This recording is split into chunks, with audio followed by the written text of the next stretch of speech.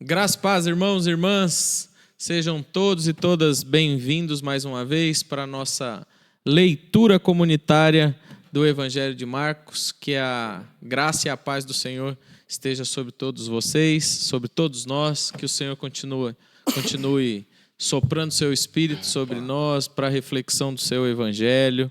Hoje estamos no capítulo 6, versículo 30 em diante. Já marca aí na sua Bíblia, já acessa no seu celular para acompanhar a gente aqui nessa leitura comunitária do Evangelho. Certo, meus amigos? Certíssimo! Boa noite, Fernando. Boa noite, Renato. Olhando nos olhos, sem Ronaldinho Gaúcho. O senhor está bem, meu Renato? Eu estou bem, graças a Deus. Boa noite, Fernando. Boa noite, meus irmãos, minhas irmãs. A graça e a paz de Jesus. Estamos aí mais um dia para glorificar a Deus. Eu espero que o nosso bate-papo seja edificante. Espero que a gente consiga dialogar de forma que Deus possa abençoar você que nos ouve. Amém? Amém. Boa noite, Fernando. Amém, amém. Que a graça e a paz do nosso Senhor e Salvador Jesus Meteu Cristo. uma carteirada agora, hein? Aleluia. O pastor chegou. É. O pastor Esteja sobre, Fica nós dois aqui com graça, chega o pastor aqui, ó. que esteja sobre a vida dos amados irmãos. E a luz do rosto santo? Sejam Dá a todos bênção apostólica. muito bem-vindos A hora termina. a esse lugar santo em que nós, como pessoas sérias, para falar das coisas do alto, nos reunimos. Aprove a bem. Deus. Aprove ao Deus nessa Oxalá, feita. Deus quiser, né? Nessa feita. Motivo de muita alegria. E só Alguém- para não ficar nas minhas palavras, Alguém que me conhece, mesmo que for à distância, ou que já me ouviu falar, isso tem a ver comigo? Graças a Deus, não. há uns 20 anos atrás, talvez, né? Talvez. tio. Talvez. Quem viu, viu. Quem não viu, não verá mais. Obrigado, viu, Já Senhor? se foi, já se foi. 20 anos atrás. É muito bom estar com vocês, gente. É muito bom estar com vocês. Partilhando da palavra de Deus, partilhando do Evangelho de Jesus, do Evangelho de Marcos, que olha, ao final deste Evangelho, nós estaremos, de fato, mergulhados nas palavras de Jesus, porque o texto enriquecedor, Bom, muito abençoador, motivador para a nossa fé, olha, muito bom. Muito bom mesmo. Muito bom. O Ítalo tava sem vir porque queria comprar um curso de Marcos também. Ele ficou chateado que a gente não está falando ainda do curso. Mas calma, irmão Ítalo. Quem não sabe, irmãos, os irmãos que estão nos assistindo, nós temos aqui a nossa diretoria, que manda em todo o nosso podcast, né? Sim. Tem o nosso presida, que é o Lucas, que está ali. Paz do Senhor, Lucas, boa noite, tudo bem com o irmão? Tranquilo. Tem o nosso presida 2, que é o Ítalo. O azulejo Do céu, o abajur da cabeceira de Jeová. E temos também o nosso pequeno grande homem, Abner, que está sempre por aqui, né? Nos ajudando. Hoje falhou, mas veio o Lucas como presidente assumir toda aqui o BO. E o nosso irmão Ítalo, ele queria comprar um curso, porque ele comprou uma vez um curso de quem mesmo? Das bem-aventuranças. Foi. Que foram 32 episódios com as bem-aventuranças. E aí a gente fez um com 40, né? Ele ficou chateado que queria o nosso com 40. E agora que nós vamos chegar aqui a 60 episódios do Evangelho de Marcos, ele já está levantando a bandeira do curso do Hotmart lá. Vamos vender o curso. Vender. Mas é isso. Venha. Você quer ser especialista em Marcos? Participe do nosso curso. Aqui o Wagner e o Fernando, nós vamos ensinar você como Jesus andou no Mar da Galileia. Você fez eu lembrar do grande teólogo, né? O comentário do chat, grande teólogo. Nossa, irmãos. Deus. Irmãos, ajuda a gente numa campanha aí. Estão confundindo nosso pastor Renato aqui. Com outro Renato Cunha. Falando que outro Renato Cunha manda, que o nosso Renato Cunha manda matar. Pessoal, da poltrona. Não é esse profeta, lá? não. Olha lá num dos vídeos que eu preguei lá, tá escrito lá. É uma irmã entrou profetizou lá, rapaz. que mandou matar, não sei. O grande teólogo Augusto. que mandou profetizar contra... Não, meus Tem mais irmãos. que fazer, né, velho? Não, é o nosso irmão Renato Cunha aqui, não. É um ajuda. outro Renato aí. Essa internet E- é terra de ninguém, rapaz. Por favor, Misericórdia. veja quais são os Renatos, né? Vamos ter que Tem que dar mudar, mudar o nome, né? Tem que- Renato Cunha Silva. o que não mata. Não manda matar. O que não amaldiçoa, o que não abençoa. Muito Mas é bem. isso. Brincadeiras à parte, a gente já brincou muito, né? Bastante. Né? Depois sou eu, né? Não, Vamos lá. Começou a groselha. Você começou aí com a sua oratória retrógrada. Ó, oratória retrógrada. Eu só falei um pouco mais sério. Verdades, né? Eu usei Da o ver- década de 70. eu usei o vernáculo. Vixe. Ai, meu Deus. Vai, vamos orar. ora logo, Vamos orar. Wagner. Vai, Vamos me orar. ajuda, me Agora. Pai, no nome de Jesus, nós oramos nessa noite. Agradecidos a Ti pela oportunidade de mais uma vez estarmos reunidos para juntos lermos a Boa Nova do Evangelho de Jesus, escrita aqui no texto sagrado no Evangelho de Marcos. Muito obrigado, Senhor, por esse privilégio que o Senhor nos tem dado semanalmente de fazermos esse exercício espiritual comunitário. Primeiro aqui conosco, depois com a nossa comunidade, com a Tua igreja. Obrigado, Senhor, por esse privilégio e essa oportunidade. Pedimos a Tua bênção sobre nós, o sopro do Teu Espírito, a nos conduzir, Senhor, na leitura do texto sagrado e nas reflexões que adentraremos. Pedimos essa bênção nessa noite e já te agradecemos no nome de Jesus. Amém. Mas não quer dizer que as pessoas vão ouvir só à noite, né? A gente está tão acostumado a orar dentro do horário que nós estamos, né? Mas Deus abençoe de dia, de tarde, de noite, de madrugada. A hora que for. A hora que for, que o sopro seja soprado lá aos nossos irmãos e irmãs que forem alcançados por essa nossa reflexão. Bem, a última gravação, a última vez que nós nos encontramos aqui, a gente falou de um homem com a cabeça decapitada, né? Na Olha, bandeja. Que texto, hein? Olha, Terrível. difícil. É. Mas a gente foi torcendo, saiu um Fernando tirou a água da caldo, pedra. tirou Fernando. a água da pedra, exatamente. E aí a gente, então, assim, bem resumido, porque o texto ali, o sopro foi da outra semana, não é o de hoje, né? Mas o que eu me lembro é que a gente acabou chegando em lugares que apontava para o reino de Deus e o reino de Herodes, né? O reino de Deus é um reino de paz, de justiça, de amor, mas o reino de Herodes é um reino de poder, de status, de manipulação, de controle. E foi isso que Herodes fez ali naquela cena, né? Faz gracinha, pede o que você quiser depois que a menina dançou, e até metade do meu reino eu te darei. O que é mentira. Ele não tinha esse direito, né? Ele não tinha, porque ele era vassalo de Roma. Como é que ele ia dar algo que não é dele? Né? Picareta. Mas ele quis fazer graça. Outra coisa que é interessante, que as pessoas que faziam parte da família real, no caso ali, Herodes era o rei dos judeus, não é isso? Um membro da família não podia dançar se expondo a todas as pessoas. E era uma festa, né? Ele chamou um monte de gente para essa festa. E essa menina não podia ter dançado para essas outras pessoas. Normalmente o costume era entre família. Então ele é um baita de um mentiroso, mas ele teve que sustentar a palavra dele porque ele falou, né?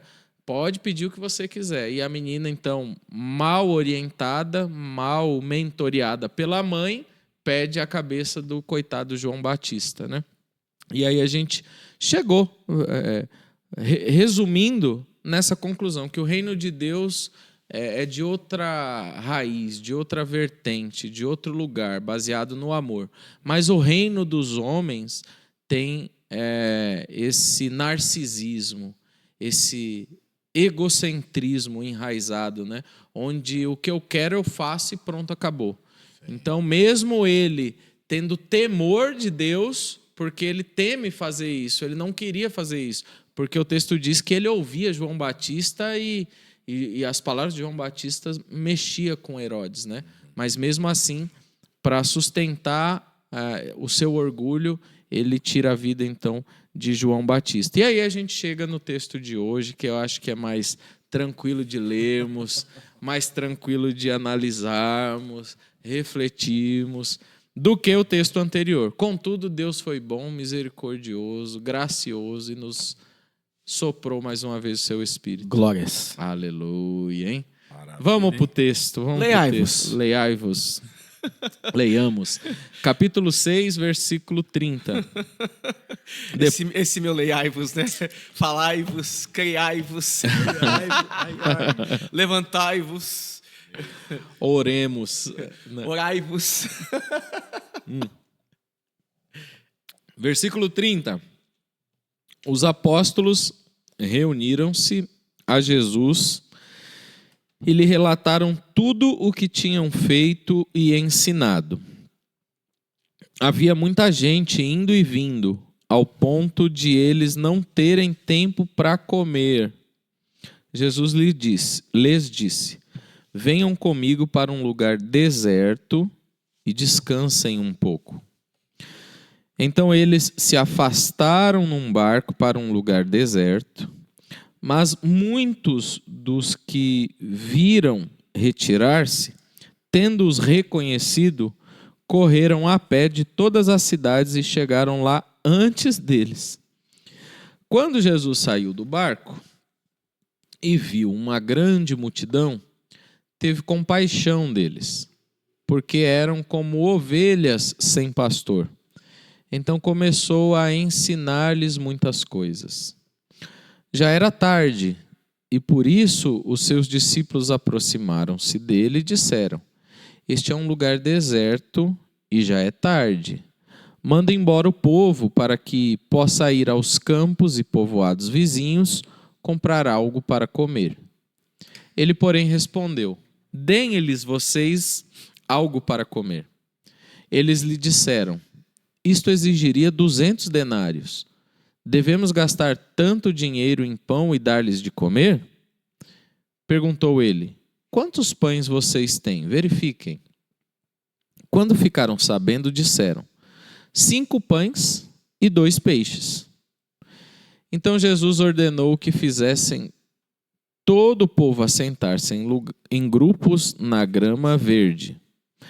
Assim eles se assentaram em grupos de 100 e de 50, tomando os 5 pães e os 2 peixes, e olhando para o céu, deu graças e partiu os pães. Em seguida entregou-os aos seus discípulos para que os servissem ao povo. E também dividiu os 2 peixes entre todos eles. Todos comeram e ficaram satisfeitos. E os discípulos recolheram 12 cestos cheios de pedaços de pão e de peixe. Os que comeram foram 5.000 homens. E aí, Fernandinho? Tudo aqui, ó. Ah, meu Senhor Jesus, Deus. quanta besteira, né? Senhor. O texto que fala da multiplicação dos pães e peixes, né? É um texto comum para os evangelhos, porque os 4 evangelhos descrevem essa narrativa, né? Raro isso, né? Os 4 evangelhos narram a mesma história, né? É um texto que faz parte a sua ideia, a sua proposta, faz parte da vida do judeu, né?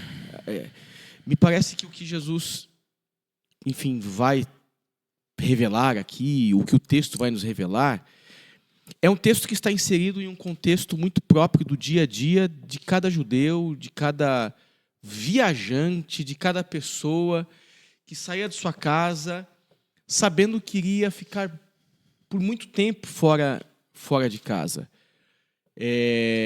Que é um tema que eu vou falar mais à frente, não sei se o quanto vocês já leram sobre esse texto, mas tem algumas leituras muito possíveis nesse texto bem interessantes. Mas o fato é que nós estamos diante, Nos então, ensina.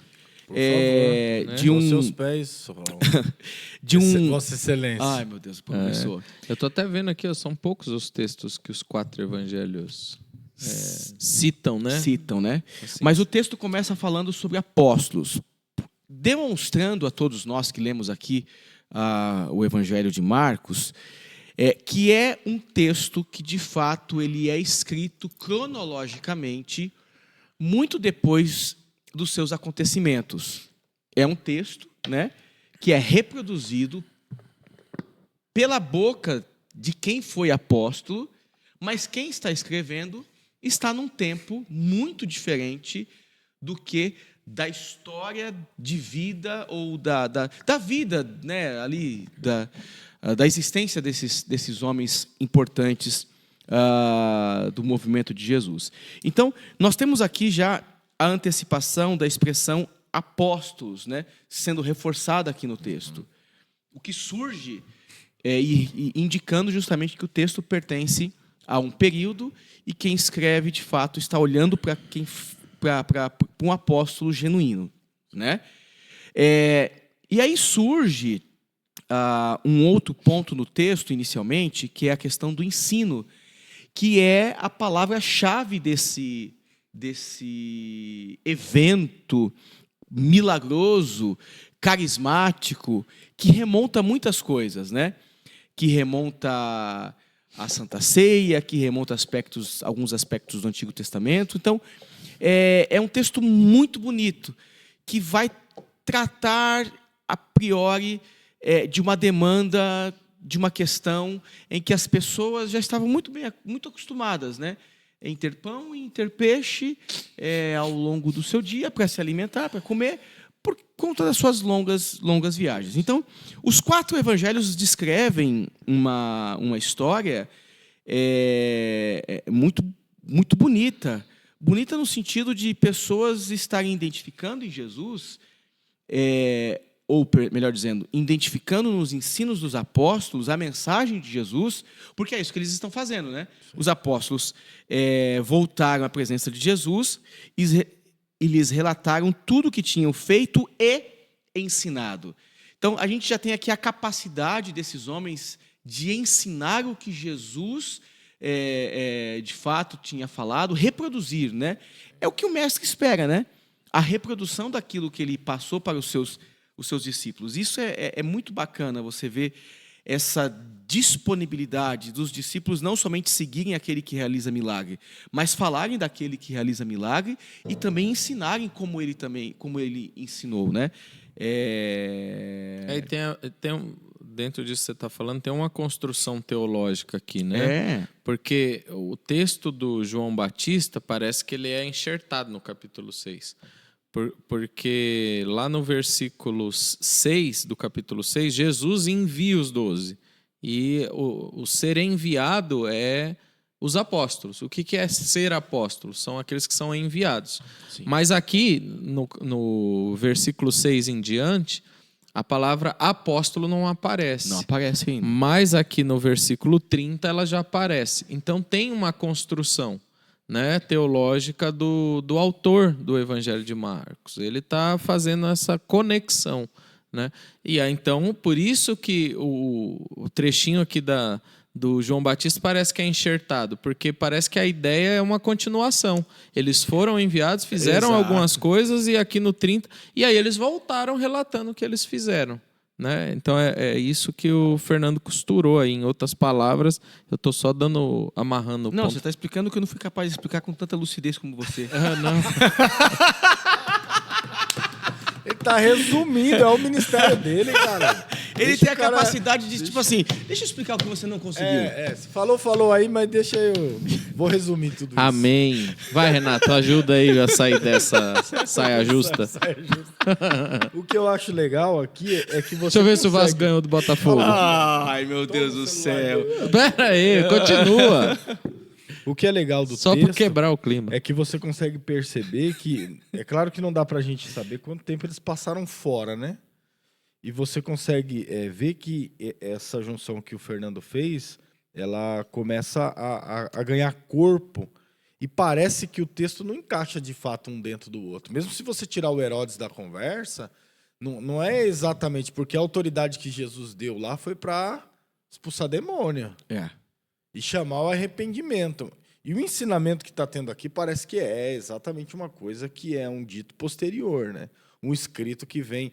Porque até essa ideia de você dizer que eles estão dando um relatório para Jesus não é uma coisa muito interessante você pensar. Porque o cara voltou e falou: Jesus, então, vamos aqui, vamos trocar uma ideia para dizer para você o que aconteceu, o que não aconteceu. Então, é de fato uma ideia missionária, né? De que a igreja enviou alguém e eles estão dando uma satisfação para a igreja. Então, a construção da narrativa ela vem nessa lógica de alguém que foi enviado e está recebendo o relatório. A igreja de Ribeirão enviou o Wagner. Aí o Wagner volta depois de um determinado tempo para uma missão específica, sei lá, 1 mês, 30 dias, 6 meses, e daqui a pouco ele volta. Olha, aconteceu isso, pregamos para tantas pessoas, blá, blá, blá. Então, me parece que é isso aqui que está acontecendo. Mas ela tem um sentido interessante, porque, ao mesmo tempo, você vê que os camaradas foram exercer a sua missão. E essa é a parte interessante, porque você vê que eles executaram alguma coisa e voltaram trazendo para Jesus, dizendo: ó, Jesus, nós ensinamos uma galera. E Jesus tá, então vamos sair de lado aqui e vamos trocar uma ideia. Vamos descansar, vamos comer junto. É legal isso. Então, é de fato uma relação mais igreja com missionários, né? E aqui a gente tem uma base para isso a partir dessa narrativa, do que propriamente uma relação... Né? E é interessante que quando você pensa no ensinamento dos apóstolos, como judeus, que até certo ponto, eles todos aqui, simples pescadores, eles tinham uma limitação no conhecimento da sinagogal, eles tinham uma limitação no que se refere ao conhecimento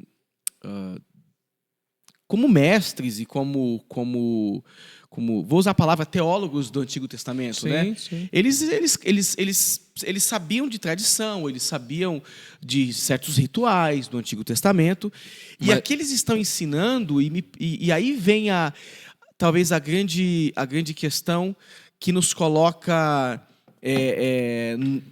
num contexto que para muitos crentes não fazem sentido. E isso está muito próximo da ideia do protestantismo e da reforma protestante diante do judaísmo e da reforma do judaísmo. Vou explicar. Misericórdia, explica aí, por favor. Vou explicar. Porque o judaísmo, ele na verdade está recebendo aqui um avivamento com a mensagem de Jesus. É uma ressignificação de toda a proposta do Antigo Testamento na perspectiva de Jesus. O que aconteceu com a reforma protestante? Martinho Lutero não tinha o objetivo de fundar uma nova igreja, e sim de reformar as ideias, a forma que a igreja era conduzida até então. Então Jesus não veio fundar uma nova religião, ele veio avivar o que estava morto, tornar a vida, fazer com que o judaísmo viesse receber esse avivamento, no sentido de tornar a viver, sim, porque eles andavam mortos. E aí você tem aqui, então, os discípulos ensinando sobre a tradição e sobre o reino de Deus na perspectiva do Antigo Testamento. Só que não mais no olhar de defesa das leis para matar aquele que não cumpre a lei ou punir a lei, mas sim com o objetivo de falar da maneira que Cristo falava, incorporando esses indivíduos ao reino de Deus e fazendo com que eles se sentissem agora parte e povo de Deus também. Então é um avivamento muito interessante, muito interessante. Então eles estão ensinando sobre o que eles conheciam. Não tem aqui uma escola teológica em que os discípulos sentaram, eu vou apresentar para vocês novos termos a respeito do reino de Deus. Vem aqui. Vamos falar sobre teologia do Antigo Testamento. Vamos falar sobre cristologia. Vou explicar para vocês sobre teologia sistemática. E aí vai, né? Não é isso. Então é um reavivamento da fé a partir do que eles já conheciam sobre a religião judaica. Não sei se você consegue. Pode traduzir agora para os irmãos. Deu. Não, entendi. Se a gente até editasse, se a gente editasse, dava para soltar Castelo Forte de fundo. Agora não é Castelo Forte é nosso Deus. E isso é tão bonito. Não, essa música é sensacional também, né? Eu tenho uma caixinha de música em casa. Legal. Só complementando, porque o resultado dessa disposição de corações agora renovados pela mensagem do Evangelho é a percepção de Jesus em relação ao que é cumprir a missão. E aqui talvez eu falo para aqueles que estão engajados com o reino de Deus, ou que estão engajados com o Evangelho. Quando os discípulos saem e voltam anunciando tudo o que eles tinham feito, sobretudo ensinado, porque o texto não fala o que eles fizeram, mas fala que eles ensinaram. Jesus pega e chama eles e diz: venham. Em algumas traduções, não sei se na sua vai aparecer tenham ânimo, mas a palavra venham, a sua, você leu aí versículo 31, e disse-lhe o quê? Venham, né? Tudo que tinha feito. Havia muita gente indo e vindo ao... Não, só a primeira palavra. Só. Venham comigo para um lugar deserto. O seu também. Vamos sair um instante do meio do povo para descansar. Vamos sair. É mais moderno. Mais moderninha. Vem Então, dar um rolê.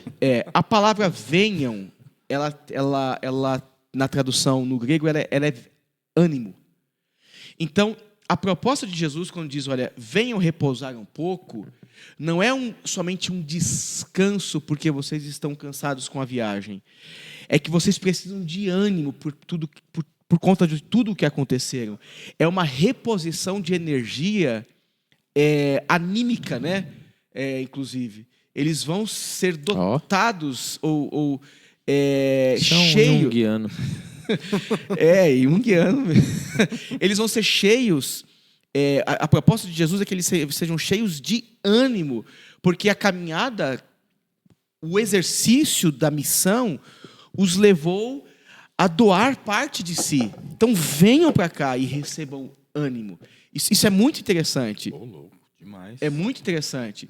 Então aqueles que vão e que são guardados pelo Senhor são animados também pelo próprio Senhor nos momentos de cansaço existenciais ou dos cansaços da vida, porque pregar e fazer a missão de Jesus leva esse indivíduo, essa pessoa, ao cansaço. Aqui, o narrador deixa claro. Esse versículo 31, a introdução do versículo 31 é para deixar claro a fadiga de trabalhar com gente, trabalhar com pessoas, porque ele fala, eles voltaram, né, relataram o que tinha feito e ensinado. E aí o narrador fala o seguinte: havia muita gente indo e vindo, ao ponto deles não terem tempo para comer. Ou seja, a gente está se desgastando tanto que a gente não está tendo tempo para nós mesmos. E aí Jesus, como um bom pastor, ele fala assim: peraí, vou dar ânimo.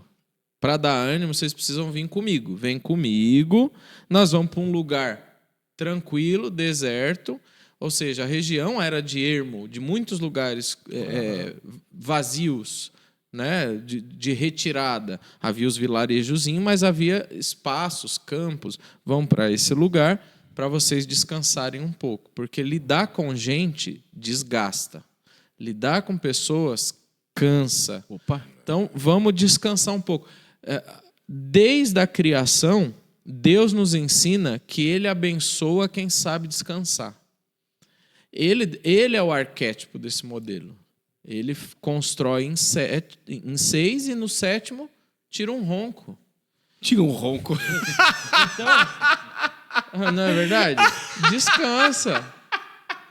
Ele é o arquétipo de que... Eu não consigo, eu não posso soltar uma brincadeira aqui que os caras já... Mas é verdade. Meu diretor. Deus nos ensina a descansar. Ajuda aí, Lucão.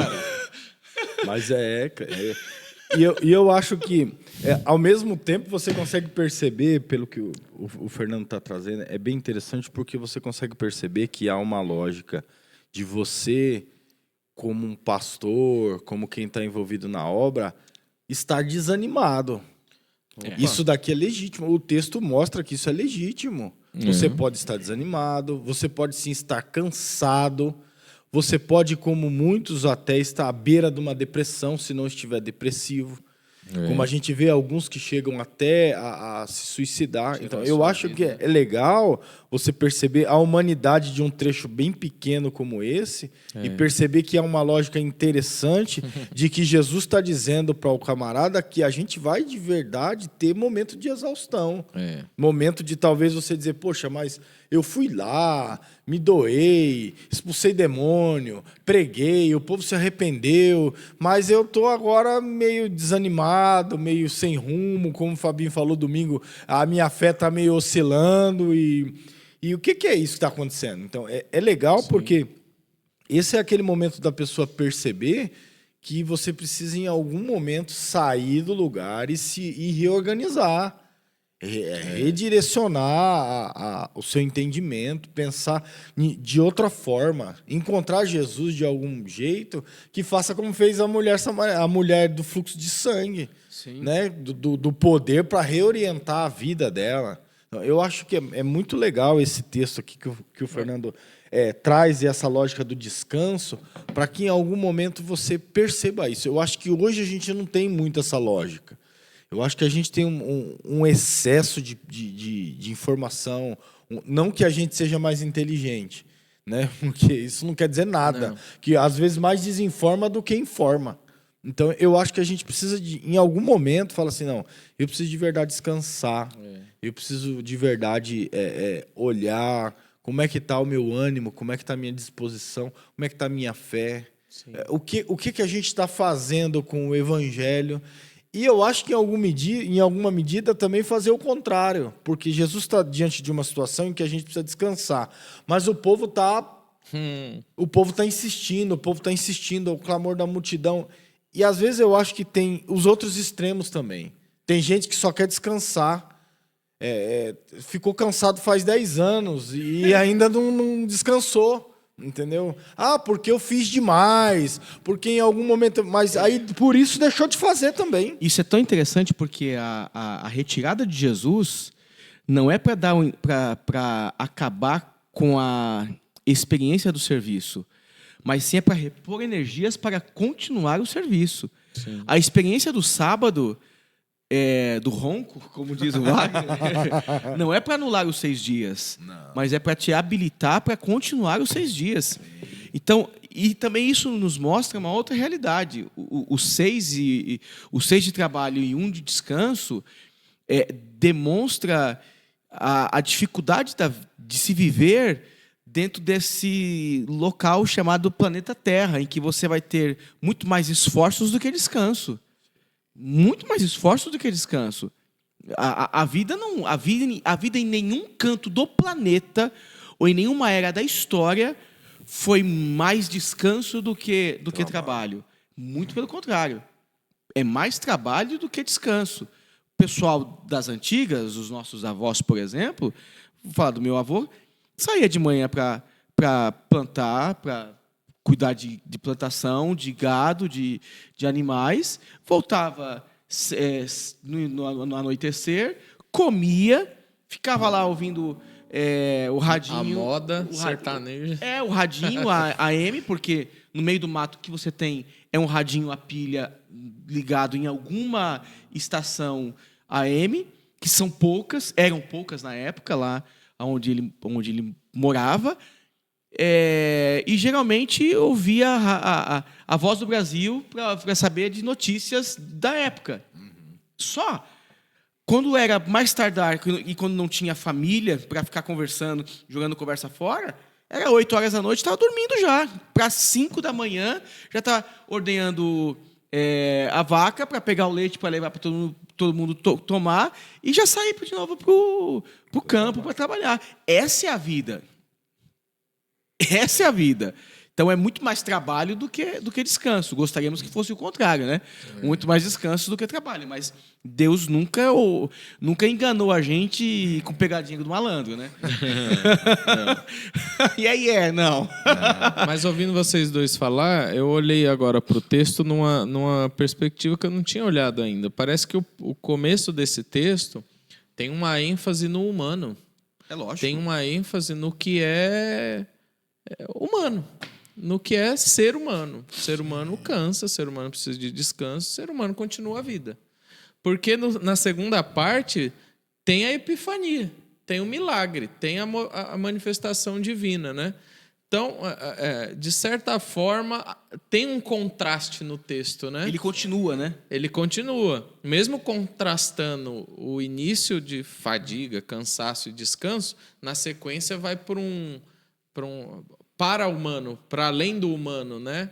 Extra-humano, que é a epifania, que é o que vem aqui manifestar a ação de Deus, que é a multiplicação.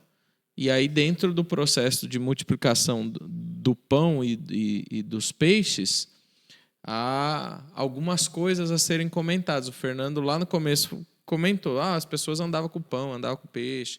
Essa é uma vertente de interpretação, né? E aí tem uma maneira dela, tem uma maneira de ler que é interessante. Nós vamos chegar lá. Segura, ele tá segura. Sim, eu estou dando uns passos curtos aqui. Mas vocês também disseram que quando eles entram no barco e saem, o povo é insaciável. O povo que está recebendo milagre, ensinamento, isso e aquilo, já antevê o destino deles e já chega primeiro, né? Eles estão desesperados, né? Por isso que o descanso é necessário, porque demanda sempre vai existir. Sempre existirá pessoas precisando de Jesus, em qualquer período histórico, em qualquer momento da história humana. E hoje a gente olha para o contexto Brasil e mundo. Cara, o mundo precisa de Jesus. O mundo precisa dessa humanização que Jesus está mostrando para a gente aqui. Precisa se entender como ser vulnerável, que depende de um Deus criador, que depende de seguir os passos de Jesus. A gente respeita muito, né, o que as pessoas pensam a partir das suas tradições religiosas. A gente não está aqui querendo exercer um evangelho de dominação e de colonização. Longe disso, né? Não, senão é reproduzir erros. Longe disso. Mas a partir do que e aí eu falo por mim e cada um aqui na mesa fale por você, a partir da revelação do evangelho que eu recebi, eu entendo o evangelho como, na minha concepção, o único meio viável de transformar o ser humano e de reequilibrar esse ser humano descompensado por sua própria natureza maligna, que mata ou que se apropria pelo simples fato de se sentir bem. Porque nós somos defeituosos a tal ponto. O ser humano é defeituoso a tal ponto. Nem todo mundo é assim, mas tem uma grande quantidade de pessoas que são assim. Não generaliza, né? Que são assim. Quem não faz isso tem os seus outros excessos de descompensação. Cada um à sua medida. Um é capaz de matar, o outro é capaz de mentir, o outro é capaz de ser indiferente ao sofrimento do outro. Então cada um tem o seu desequilíbrio, né? E é desequilíbrio. E Jesus consegue responder para todo mundo dizendo: olha, eu sou o único que consigo de fato promover a paz. Então a revelação do Cristo para o meu coração ela é suficiente e me mostra e indica um caminho de profunda transformação no ser humano ao ponto de fazer com que, de fato, ele se torne humano, como você está dizendo aí, Wagner. Eu só quis fazer esse adendo porque, para mim, isso é uma revelação. Sem dúvida. Esse final de semana eu assisti um filme assim muito por acaso. Não.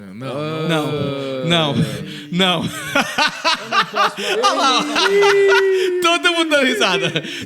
Até o Lucas. Falou de assistir, mano. Falou de assistir, o que é? Gente, você que está em casa, já coloca aí, ó. Já coloca aí, o que é? O que é? Não, na hora que sair o próximo The Chose eu vou assistir, mas já acabou. Não, tô falando sério, caramba. Eu assisti um filme muito por acaso. Sabe quando você tá lá em Netflix, Prime, caçando alguma coisa para assistir? Aí apareceu lá, Jesus Revolution. Aí a tradução no português ficou Movimento de Jesus. Cara, conta a história de uma igreja da década de 70 nos Estados Unidos, uma igreja batista, Capela Calvário. Tava fechando, assim, pouquinha gente, batista bem tradicional. E começa um movimento entre os hippies. Os hippies começam a crescer muito nos Estados Unidos. E um hippie se converte, meu. E esse hippie vai parar nessa igreja. Meu, aí há uma revolução na igreja. Hoje em dia, eu fui dar uma pesquisada, tem mais de 2.000 igrejas. Mas na década de 70, houve um sopro do Espírito que começou lá com o movimento hippie, que foi transformando vidas, e eles batizavam no mar, um atrás do outro, e a igreja foi enchendo, e de repente fizeram tenda, e aí mostra alguns testemunhos, né? Pessoas que eram usuários de droga, que já pensavam em tirar sua vida, que é isso que o Fernando falou agora há pouco, que Jesus é esse que revoluciona mesmo, que muda, que transforma, que traz um novo entendimento, um novo sentido de vida. De tempos em tempos, em lugares e lugares, Jesus faz isso. Jesus faz isso, né? São focos, são células do reino de Deus. Então, eu lembrei, depois que você falou, na hora que você estava falando, eu lembrei de um filme que eu assisti, que não é uma série que eu assisti, caramba. Mas, legal, aqui, vamos pro texto de novo. O Renato ia falar, desculpa, mano. Depois a gente volta pro texto, porque eu ia falar da compaixão de Jesus, né? Porque quando ele chega, desce do barquinho, ele vê uma grande multidão. E esse termo compaixão não era corriqueiro do Antigo Testamento. Compaixão nas pessoas? Não era. Nunca. Por isso que faz sentido aquilo que você falou da reforma judaica, né? Que os discípulos... E não sei se... Eu posso estar errado. Me ajuda, Renato. E Wagner. O único que fala que teve compaixão na Bíblia foi Jesus. Acho que sim.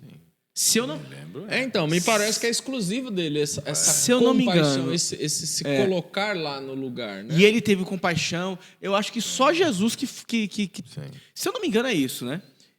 E o texto, o evangelista completa que ele olha para a multidão e fala assim, eles são como ovelhas sem pastor, né? São ovelhas perdidas. Então começou a ensinar a eles muitas coisas. Então essa compaixão remete às palavras de Deus a Moisés, a oração de Moisés a Deus no Antigo Testamento, pedindo a Deus que desse pastor ao povo de Israel. E Deus fala, né, para Moisés que suscitaria um rei, um pastor e rei. Né? A gente vê Jesus se apropriando disso, sendo pastor e rei dessas ovelhas perdidas. Por quê? Porque ele se coloca no lugar, ele sente a misericórdia, né? Então ele tem compaixão dessa multidão. O que é legal a gente perceber no texto é que a gente tem um problema no texto, porque a gente tem um camarada cansado, precisando descansar, e a gente tem a demanda do povo. E aí você tem um conflito em que Jesus está percebendo a necessidade do povo, que é quando ele tem compaixão do povo, e ele está vendo o povo, os discípulos cansados. Então, ao mesmo tempo, você tem um monte de gente que precisa de uma mensagem do evangelho para ser humanizado, e você tem os caras que já foram alcançados cansados. E Jesus está nesse meio aí, desse caminho. Então, nem dá descanso para um e nem deixa de ouvir os outros, né? E me parece que tem uma queixa dos discípulos nesse sentido. Tem, mais para baixo tem. Então, fica, e Jesus nem deixa um lado, nem deixa o outro. Jesus chama para descansar, a gente não descansa, mas a gente, ao mesmo tempo, vai ouvir a necessidade desses camaradas. E você tem nessa imagem do Moisés que o Wagner trouxe, a mesma ideia lá de quando na saída do Êxodo lá. Ouvi a oração do meu povo, por isso desci para... Essa imagem aqui é quase a mesma, por trás desse texto da multiplicação dos pães, porque você tem um povo precisando de compaixão. Então, ao Jesus ver a situação deles, você vê Jesus se compadecendo. Então, é legal porque você vê em Jesus a percepção da condição de sofrimento do homem. Você não vê Jesus passando batido, como o Fernando disse quase agora, ignorando. Você vê Jesus deixando para a gente o ensinamento de que a gente precisa estar atento à necessidade das pessoas que estão à nossa volta. A gente não pode chegar ao limite de falar de massa. tem que ouvir o que as massas estão dizendo. Não. Porque aí a gente cai para um extremo de lá. Não é isso. Mas é ouvir a necessidade das pessoas que estão à nossa volta. As reais necessidades. Porque, às vezes, o clamor deles não é o que eles necessitam. Porque aqui, mais na frente, eles estão precisando de comida. Eles vão precisar de comida. Mas o que Jesus faz anteriormente é ensinar. Sim, Se fosse só dar comida, peraí, multiplica o pão, manda embora para casa. sim. Não é só a comida. O que Jesus dá é isso que a gente está falando. Olha, a gente está cansado, precisa descansar um pouquinho, comer, mas o que vai transformar vocês de verdade não é a comida milagrosa, o pão mágico que vem do céu e você come e vira um outro ser humano. Não é isso. É os ensinamentos de Jesus. Então, eu acho que esse movimento que está acontecendo aqui, Jesus no meio de tudo isso, é bem interessante. E novamente vem à tona o tema do ensino, né? Porque Jesus então passa a ensiná-los por compadecer da situação dessas pessoas. Então, o ensino, de fato, é o tema central aqui da multiplicação dos pães. É verdade que algumas teologias surgem a partir da multiplicação dos pães e peixes, entre elas a teologia da Eucaristia, né? Porque é colocado por alguns teólogos, que o texto de Paulo, a inspiração paulina sobre a Santa Ceia, ela parte da ideia da multiplicação dos pães. Quando Jesus multiplica os pães, de Paulo diz, né? Porque eu recebi do Senhor, que também vos ensinei, que o Senhor Jesus tal. Então, esse aspecto milagroso do pão, os ensinamentos que envolvia a refeição tal, isso tem como consequência a organização da Eucaristia, que é reforçada pelo apóstolo Paulo, né? Essa é uma outra questão. No entanto, que o catolicismo, nos ensinamentos da Eucaristia e da comunhão, tal, o fato de ter a hóstia levantada aos céus e branca e em uma bandeja e essa hóstia conseguir alcançar todos os presentes é com a ideia da multiplicação dos pães. Por isso que é aquele ato eucarístico da distribuição de pão pelo sacerdote para todas as pessoas que estão ali celebrando e, enfim, participando da ceia, né, eucarística, né?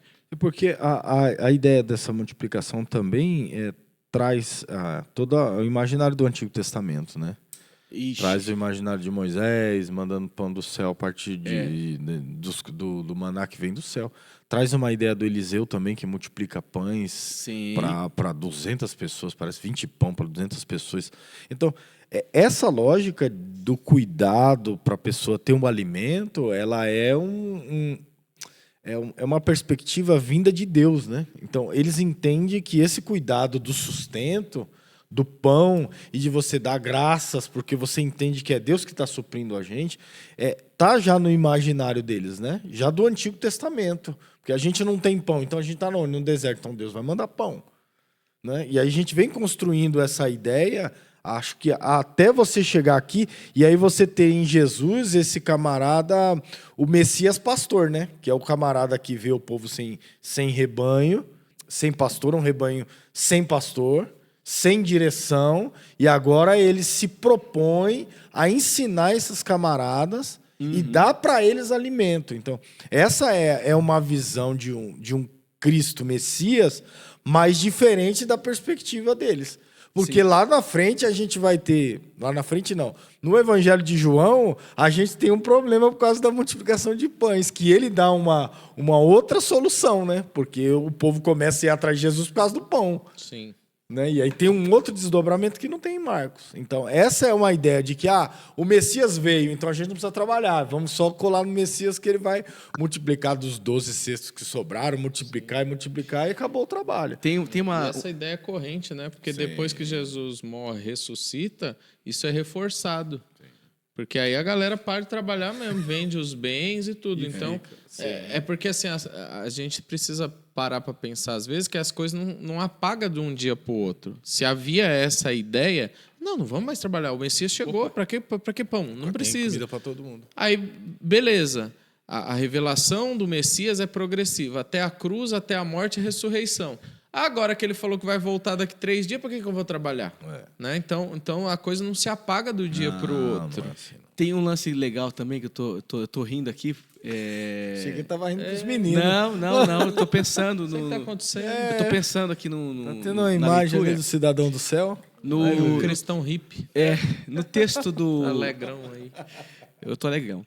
No texto do... Coloca um reggae de... do Rodolfo Poole, do Teologia da Esperança. da Esperança. Desculpa. Bultmann. Aí, Comentário Esperança. Olha. Moltmann. Se Moltmann, for Moltmann, Aí não, aí aí eu acordei. tava rindo de Não, graça. Teologia da Esperança é Teologia da Moltmann. Esperança, Teologia da Claro Esperança que é é, Moltmann. muito boa. É Moltmann. Mas o comentário Esperança Sim. de Rudolf Poole, Sim. ele traz algumas questões exegéticas do texto. Não sei se você leu. Eu acho que é só um pedaço. Mas tem os aspectos críticos. E aí eu fui ver um outro texto, um outro artigo também, que fala a respeito do povo. Sim, esse pedaço eu vi. Do povo. Sim. Porque era comum as pessoas... Por isso que eu iniciei daquela forma. Então vamos pros pão e peixe, vai. Eu iniciei daquela Vai, forma. ó a hora. A gente vai ter que fazer o parte 2, né? Parte 2, nada. Calma, Wagner, segura aí. Segura aí isso. segura. Não. Existia 3 horas. uma ideia corrente na época de que as pessoas, quando elas se programavam para sair de casa, elas não poderiam demonstrar ou apresentar condições de sustento. E elas colocavam nas orlas, escondida nas vestes, pão e peixe. E você não poderia falar para ninguém, até por medo de roubo, por medo de perder o seu sustento do dia e tal. Então, você já saía de casa e era quase que impossível uma pessoa sair de casa para uma longa jornada sem ao menos ter um pão e um peixe. Sim, ouvindo é até lógico, né? Porque os caras não tinham carro para grandes distâncias, eles iam andando. Exatamente. Se a gente sai e fica muito tempo fora de casa, a gente já não leva um biscoito, uma barra de cereal, alguma coisa? Exatamente. Então, era muito difícil um homem viajante, uma família em viagem, mesmo que seja curta, sair sem essa prevenção. E aí o Rudolf Poole, ele fala que existe não só ele, mas outros teólogos também, né? Que à medida que Jesus reúne as pessoas para sentarem em grupos de 50, de 100, mas antes Jesus fala para os discípulos, vamos alimentar todo mundo, né? E os discípulos falam, pera lá, como que a gente pode comprar, então, comida para todo esse povo aqui, né? É uma ironia, até porque 5 mil pessoas. Tem até a questão do número, se de fato é 5 mil, ou se é uma questão hipérbole. É uma hipérbole teológica, né? Porque tem um pano de fundo teológico aqui, porque o número 5 mil quer dizer algo incompleto, que ainda chegará o tempo de ser completo, enfim. Mas que são questões secundárias. Mas o fato é que, se tem muita gente, é estranho o discurso de comprar pão para todo mundo. Não, isso... Cara, era uma desculpa. É aquilo que o Renato falou, que há um contraste, né? Sim. Dos cansados para descansar e dos insaciáveis que vêm o tempo todo atrás da bênção, né? Quando Jesus fala para eles, dá de comer, é a mesma coisa que seu chefe no trabalho pedir para você sai às 5 horas, aí ele chega 4h55 e fala para você fazer um serviço que vai demandar meia hora de trabalho. Você vai arrumar uma desculpa. Não dá. Ô, patrão, eu vou perder o ônibus. Mas tem ônibus o tempo todo. Ô, patrão, falta tal material. Não dá para produzir. Não dá para produzir. Você sabe que tem um novo lá, mas é o que os caras estão falando. Cara, a gente tá cansado. Como é que nós vamos arrumar 200? Eles dão a desculpa de 200 denários. Um denário era o trabalho de um dia. Então, da onde nós vamos tirar 200 dias de trabalho para dar comida para esse povo todo. É uma desculpa. É uma desculpa. E aí é legal, então, essa desculpa, você quer falar? Não. Só quero concluir essa Vai, ideia. manda bala. Então as pessoas saíam com esses pães e peixes nas orlas das vestes. Quando Jesus reúne todo mundo de 50 e 100... Imagina andar com peixe debaixo da roupa. Só Jesus. É outros tempos. São outro tempo. Mas as pessoas, quando elas passam a sentar, segundo as palavras de Jesus, e quando Jesus pega o pão, primeiro ele pergunta, o que nós temos aqui? Aí respondem, temos quantos pães aqui o texto vai dizer? 5.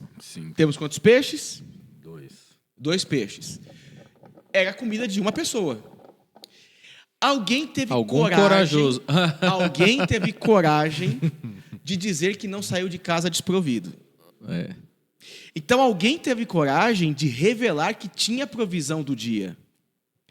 Os demais que se assentaram nas rodas não tiveram coragem de revelar que tinham provisão do dia.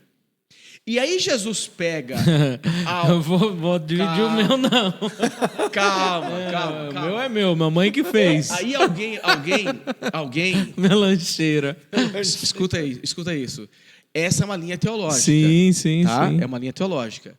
Que vai dizer que o milagre não foi multiplicar o pão. O milagre foi fazer o povo tirar o pão e o peixe das vestes e repartir com todo mundo que estava ali. É a mudança do coração imoral para um coração voluntarioso diante da revelação do reino de Deus e da mensagem de Jesus. Porque a oração de Jesus teve a capacidade de constranger tanto esses que estavam agora sentados, que eles foram obrigados a compartilhar as suas provisões diárias ao ponto de sobrar 12 cestos para aqueles que pudessem chegar depois. Essa é uma interpretação.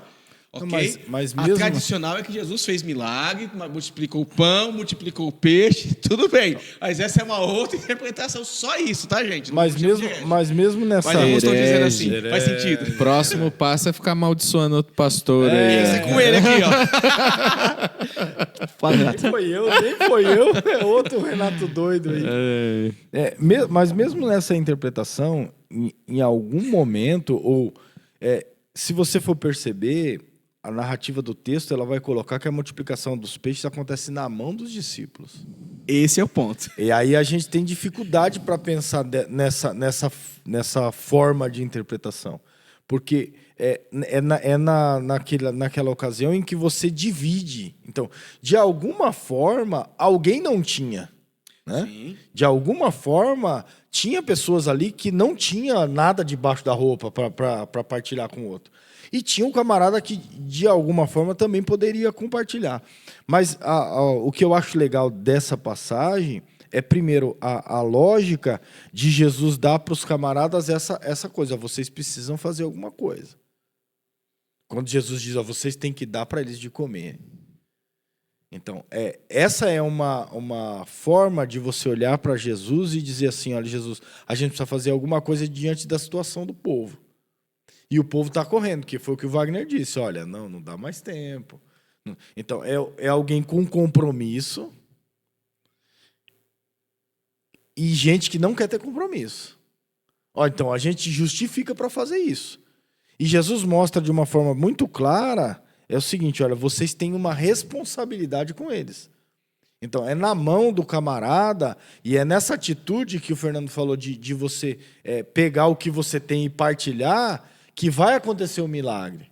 Então, a gente pode tentar juntar essas interpretações de alguma medida. Eu sou favorável ao que você está falando agora. Eu acho que, em alguma medida... Eu só passei aqui uma ideia. A parte interessante acontece quando você tem um pão e parte vira 2. É 2 metades.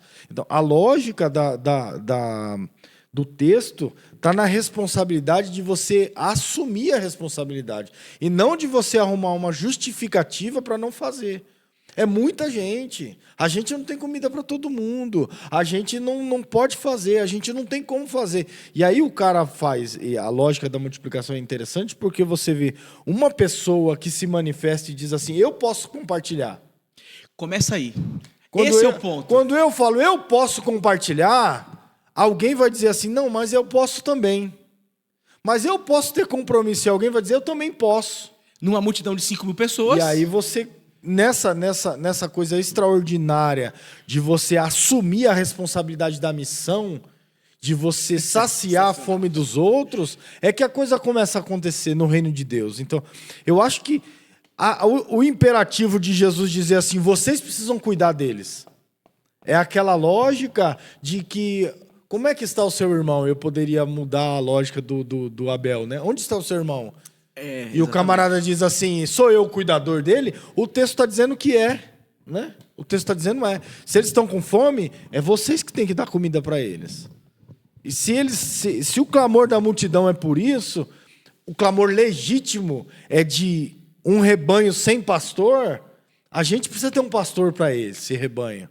A gente precisa ter alguém que possa cuidar desse rebanho. Então, essa disposição de se comprometer com a missão que é o lance extraordinário, eu acho. E eles estando necessitados de um pastor que conduza eles, é essa capacidade da mensagem do Evangelho de nos retirar de uma condição, de uma zona de degradação, de destruição.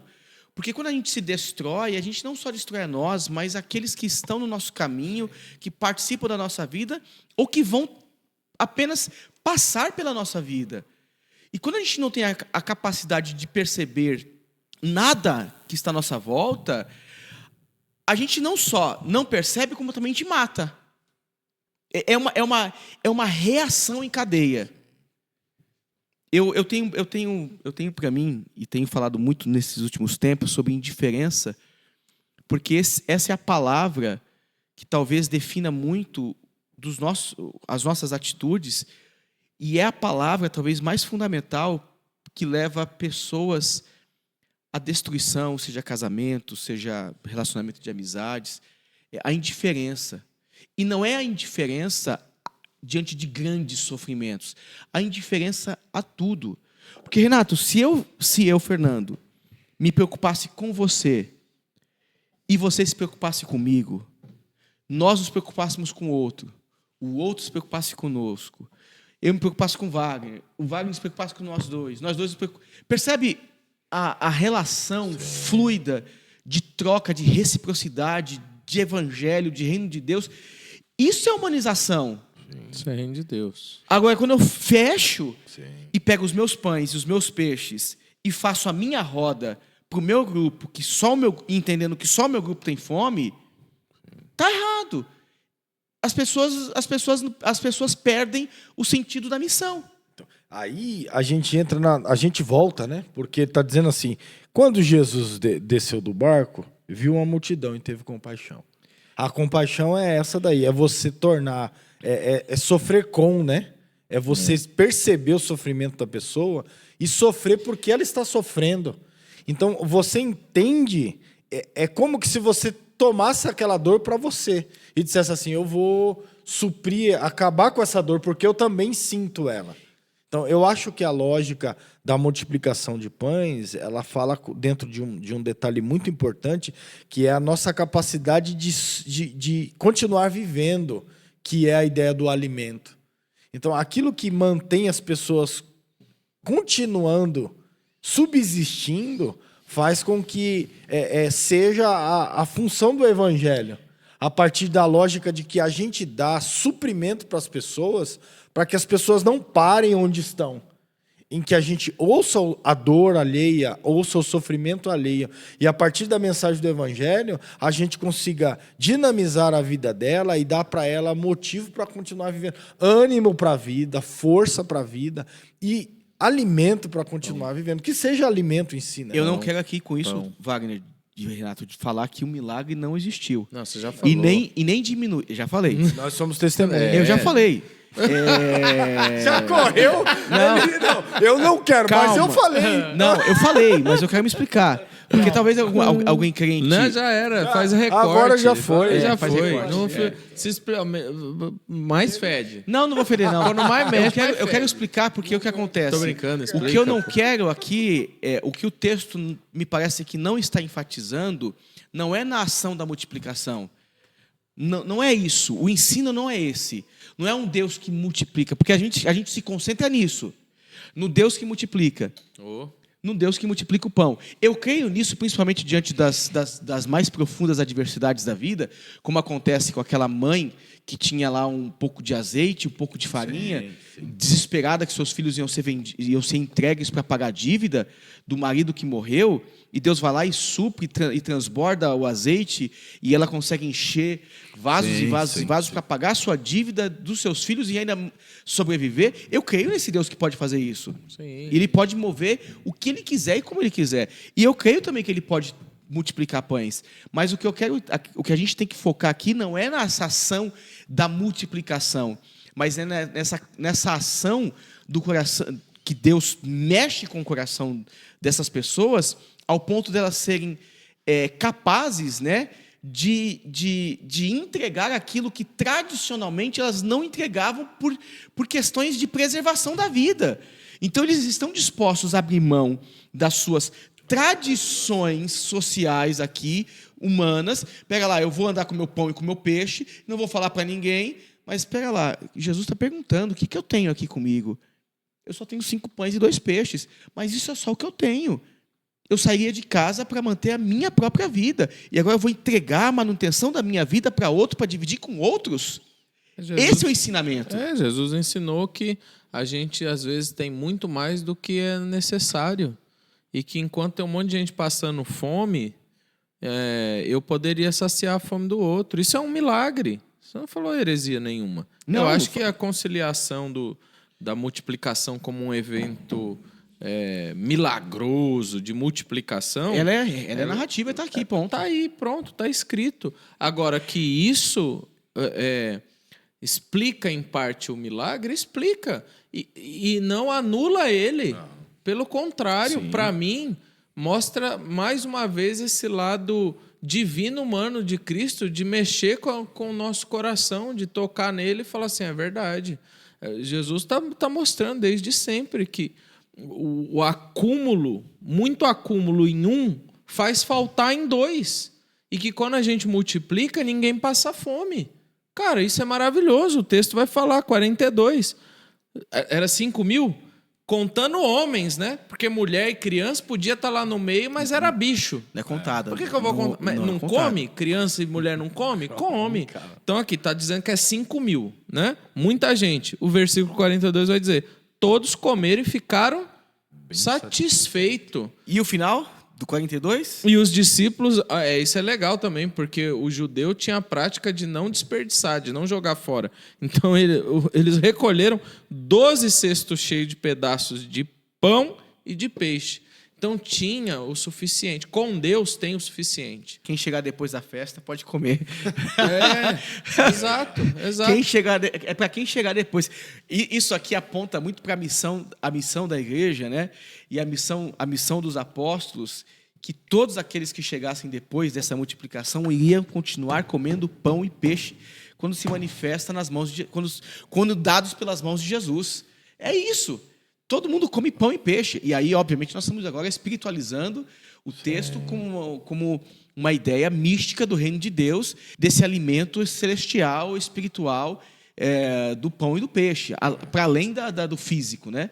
Para além do físico. Quem chega até Jesus come e não importa se chegou antes, se chegou depois. E o que é legal é que você também pode colocar essa questão com assistência social, né? Também. De cuidado de vida de pessoas. É interessante você também pensar nessa perspectiva, porque a igreja é esse lugar em que Deus faz com que a gente possa compartilhar. Já vista os trabalhos sociais que a nossa igreja tem feito. Deus seja louvado pelo nosso Ministério de Ação Social. Sim. Porque, de fato, entende que a gente tem potencial para abençoar cada vez mais pessoas. E olhar de uma perspectiva em que me parece que às vezes a gente pensa a gente não pensa que o que a gente pode fazer que seja mínimo pode ajudar muita gente, né? Eu acho que a gente olha reportagens, problemas, pessoas à margem da sociedade, passando fome e necessidade, você fala, poxa, mas um calçado meu vai mudar a vida não muda isso. A gente olha e fala, não, mas é o povo que é ladrão, o pessoal que tem essa a corrupção institucionalizada, aí a gente sai esculachando, e ninguém tem o pensamento de dizer assim, poxa, se eu fizer um pouquinho, Wagner um pouquinho, Fernando um pouquinho, a gente pode ajudar muitas coisas, a fazer muitas coisas. Eu acredito que a gente tem que mudar isso. Por mais que seja uma utopia você pensar que as pessoas a gente pode ter um mundo melhor com pessoas sem passar fome, aí você fala, não, mas isso é inalcançável. Mas se a gente olhar como inalcançável, a gente não faz nada. Não faz nada, cruza o braço. Se a gente não olhar como uma utopia e dizer assim, não, a gente pode trabalhar para isso, a gente também pode ajudar muitas pessoas. E na contrapartida, na espiritualidade também. Às vezes a gente olha e fala assim, poxa, mas a gente é uma voz numa cidade pequena, numa cidade que não tem uma igreja riquíssima que pode fazer tantas coisas, e a gente fala, então não vou dar nem muita ênfase para isso. Mas a gente pode sim pensar e sonhar e trabalhar para isso, para que a gente tenha um alcance de mais pessoas, talvez não o número de pessoas de uma igreja enorme, mas alcance de cuidado, de palavras de afeto, de amor, de cuidado, de zelo pela humanidade de uma forma geral, até onde a gente pode, segundo as nossas forças. Até onde o braço alcança. Exatamente. Se o braço esticar, a gente vai esticando. Simples assim. Amém. Amém. Amém? Amém, herege. Que Deus os herege, ó. Tá vendo, tá vendo, Lucas? Superou as heresias. Hoje eu Já. superei as minhas heresias. Hã? Foi superado, hoje que benção. Que benção, né, de heresias, né? Eu creio nos milagres, tá, gente? Quando tem que ficar justificando, né, Fer? Né, Wagner? É lasqueira. Agora já é o pó de heresia. Já foi, já.